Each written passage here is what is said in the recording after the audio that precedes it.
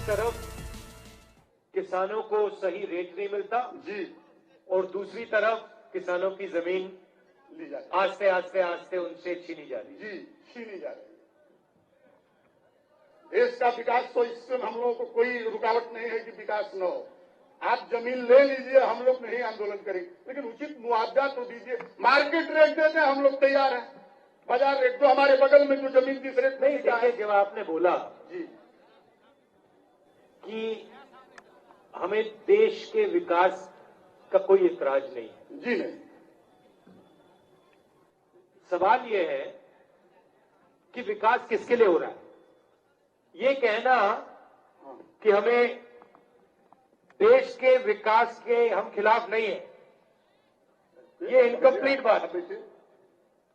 ये इनकम्प्लीट बात है। सबसे पहले आपको ये पूछना पड़ेगा कि जो विकास हो रहा है किस प्रकार का विकास हो रहा है और किसके लिए हो रहा है।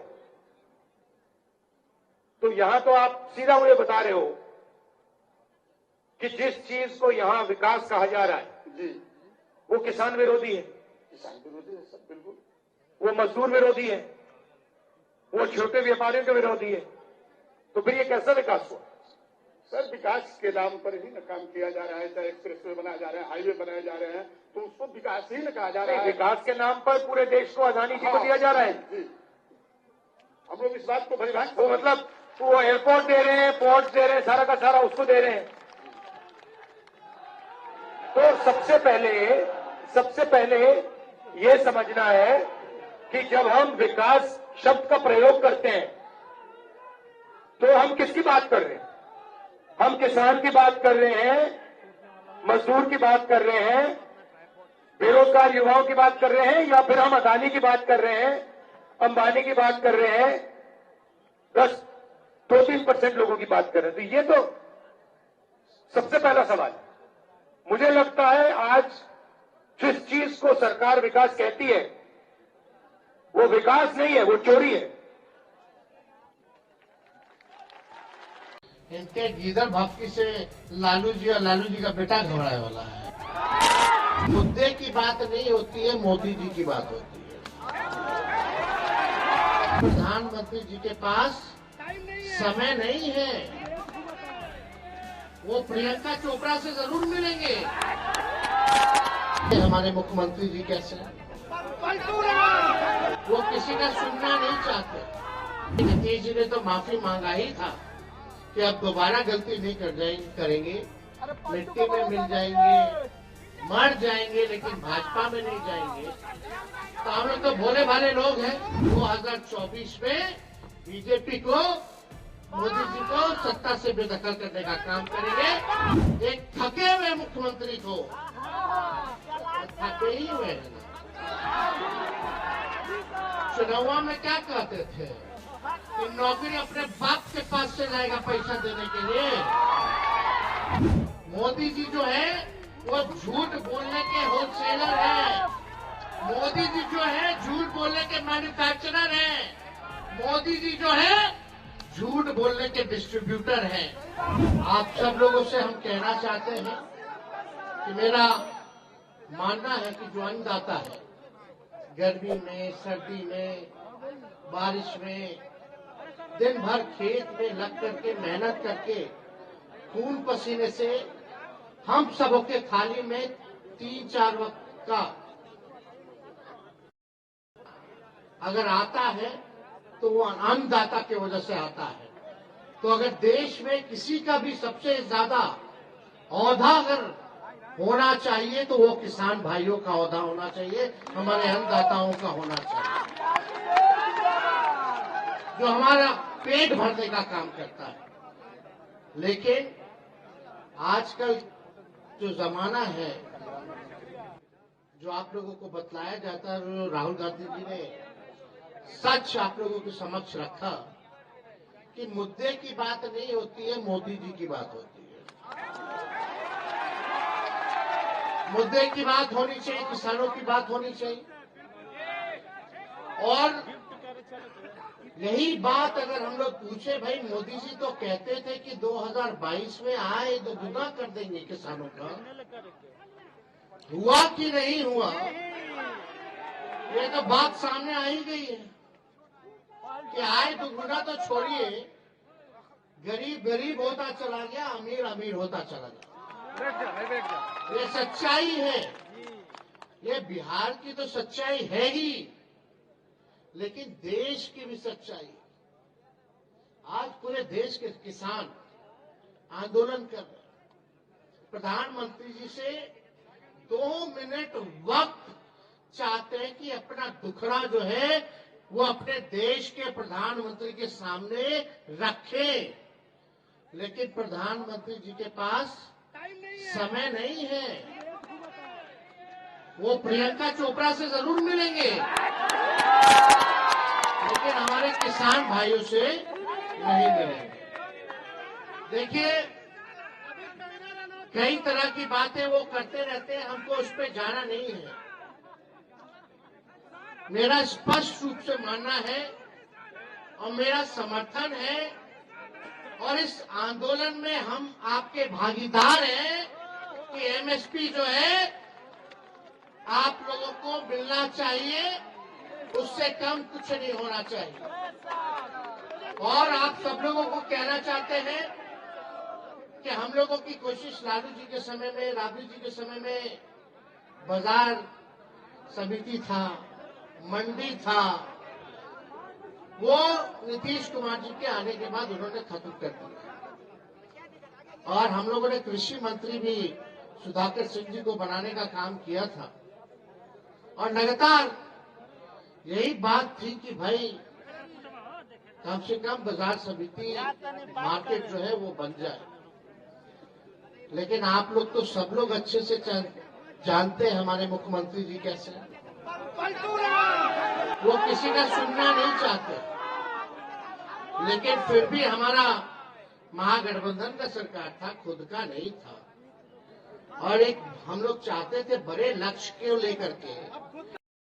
नीतीश जी ने तो माफी मांगा ही था कि अब दोबारा गलती नहीं करेंगे, मिट्टी में मिल जाएंगे, मर जाएंगे, लेकिन भाजपा में नहीं जाएंगे। तो हम लोग तो भोले भाले लोग हैं, बात जो है समझ में आता है, चलो कोई नहीं, देश में सांप्रदायिक शक्तियों को रोकना है। जो लोग देश में जहर बोने का काम करते हैं, तो इस बार किसी भी कीमत पे, चाहे हमको कितना भी सहना पड़े, कितना भी कुर्बानी देना पड़े, और 2024 में बीजेपी को, मोदी जी को सत्ता से बेदखल करने का काम करेंगे। और हम लोगों ने एक थके हुए मुख्यमंत्री को, थके ही हुए हैं ना, चुनाव में क्या कहते थे कि नौकरी अपने बाप के पास से लाएगा पैसा देने के लिए। हमने बोला था कि रिक्त पदे हैं, साइंटिफिक अध्ययन हम लोगों ने कर रखा था कि कौन से डिपार्टमेंट में कितने पदे खाली है। एजेंडा था 10 लाख नौकरी देने का, लेकिन सोचो 17 महीने में हम लोगों ने 5 लाख सरकारी नौकरी देने का काम किया, तो देश के इतिहास में कहीं नहीं हुआ।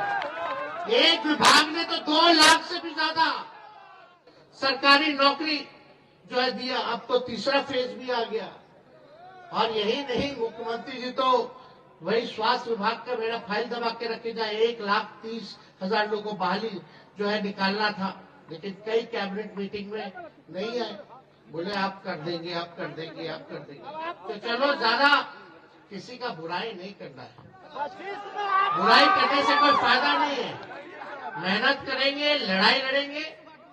और राहुल जी आज आए हैं, हम उनका स्वागत करते हैं, और ये घूम करके देश भर में देश को जोड़ने का काम कर रहे हैं, और ये बहुत जरूरी है।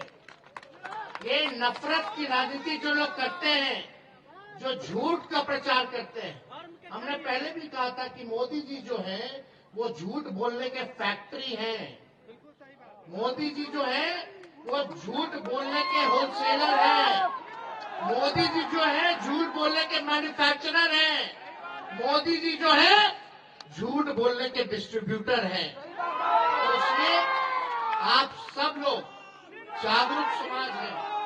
हम लोग चाहते हैं कि समाज का अंतिम पैदान पे खड़ा व्यक्ति का विकास हो, और हम लोग चाहते हैं सामाजिक न्याय के साथ साथ लोगों को आर्थिक न्याय मिले।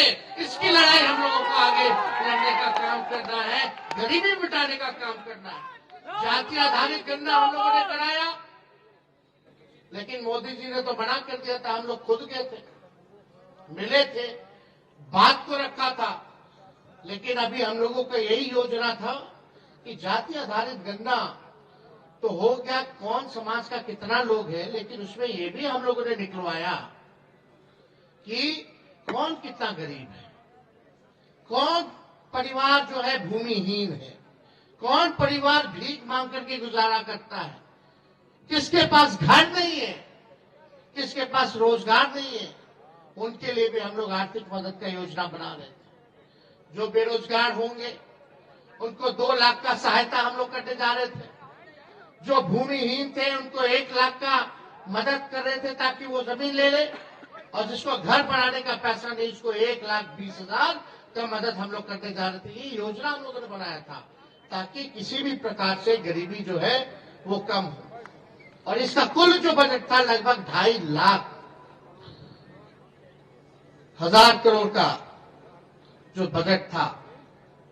हम लोग मांगते रहे विशेष सहायता मिल जाए भारत सरकार से, डबल इंजन की सरकार है। चलो अब तो उम्मीद करते हैं कि बिहार को स्पेशल राज्य का दर्जा मोदी जी दे दे या स्पेशल पैकेज दे दे। तो उसमें आप सब लोग यहाँ किसान के लोग आए हैं, यहाँ सभी किसानों ने अपनी बात को यहाँ रखा। हम इनको भी सभी लोगों को धन्यवाद देते हैं और राहुल जी को भी विशेष तौर पर धन्यवाद देते हैं। और हम लोग डरने वाले लोग नहीं हैं। राहुल गांधी जी आए थे अभी किशनगंज, कटिहार होते हुए गए। उस दिन एक दिन हमारे पिताजी को बुला लिया गया ईडी ऑफिस, उसके अगले दिन हमको बुला लिया गया। तो ये तो हम लोग तो बचपने से ना देख रहे हैं, कोई डरने वाली बात नहीं है ना। इनके गीदड़ भक्ति से लालू जी और लालू जी का बेटा घबराने वाला है। तो आप लोग मजबूत रहिए, आपके अधिकार के लिए, आपके हक के लिए, आपको न्याय दिलाने के लिए, आपको इंसाफ दिलाने के लिए जो खून पसीना बहाने की जरूरत होगी वो हम लोग मिलकर के बहाने का काम करेंगे ताकि आप लोग आगे बढ़े, आपका तरक्की हो।